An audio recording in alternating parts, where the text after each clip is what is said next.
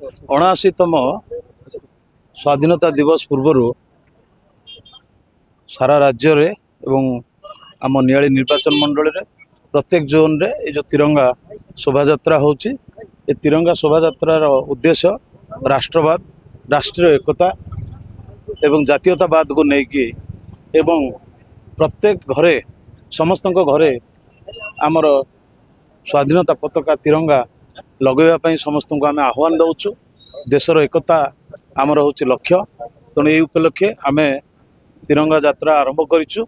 ये तिरंगा शोभा यात्रा अद्भुत बहुत बड़ शोभा यात्रा।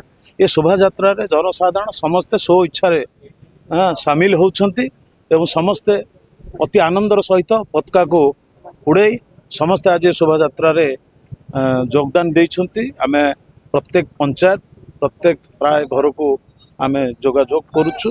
तेणु ये शोभा यात्रा जो एकता आज भारत वर्ष देखी जमती कि जो किछि दिन तले जो ऑपरेशन सिंदूर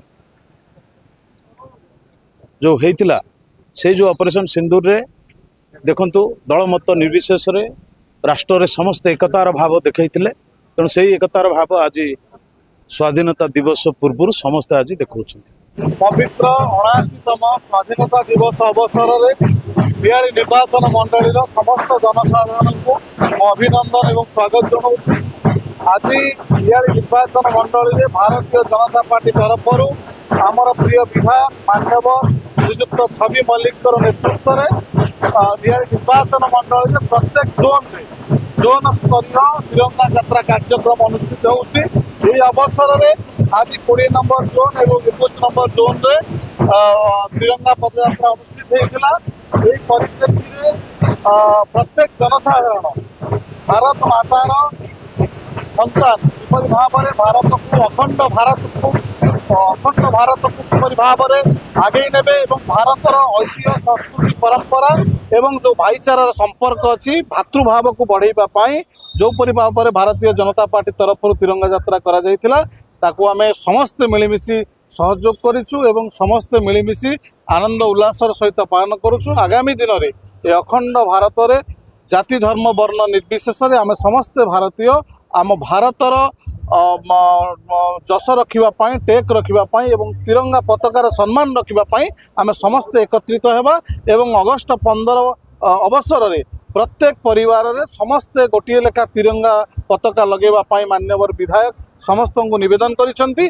आमे आशा करूछु ए अखंड भारत को अक्षुण्ण रखापी ए अखंड भारतर जो स्वप्न अच्छी आगामी दिन में एक विकसित भारत गठन करिबारे मोदी जी जो स्वप्न देखिचंती ताकू साकार करने आसतु आम समस्ते मिलिमिशि एकत्रित होगा एवं भारत मातार पताका को सम्मान देवा एवं जाति धर्म वर्ण निर्विशेष आम समस्ते भाई भाई भाव में चल रहा। भारतीय जनता पार्टी पक्षर किसी अगस्ट 15 किसी व्यवस्था रही कि स्वतंत्र पालन निर्वाचन मंडल देखु निश्चिंत भाव में आगु आमे माने जितेबाला स्कूल कॉलेज मानक जातीय पताका उत्तोलन करूँ अगस्ट 15 और जनवरी 26 को आम पालन करूँ एवं एक नियारा परंपरा भारतीय जनता पार्टी सृष्टि करिछि। एठी आबाला वृद्धा वनिता समस्ते एठी जाति धर्म वर्ण निर्विशेष एवं बयसर कौन तारतम्य न रखी प्रत्येक जनसाधारण को स्वाधीनता दिवस आनंद उल्लासर सहित पालन करने जो ऐतिहासिक परंपरा सृष्टि करिछि भारतीय जनता पार्टी।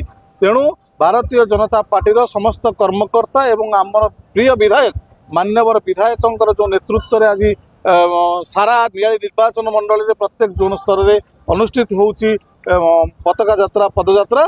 तेणु मु मान्यवर विधायक को साधुवाद जनाऊँगी एवं से जो स्वप्न देखिचंती नियाली को एक विकसित नियाली परिणत करने समस्त सहयोग एवं सहयोग निश्चित रूपे कामना करुछि।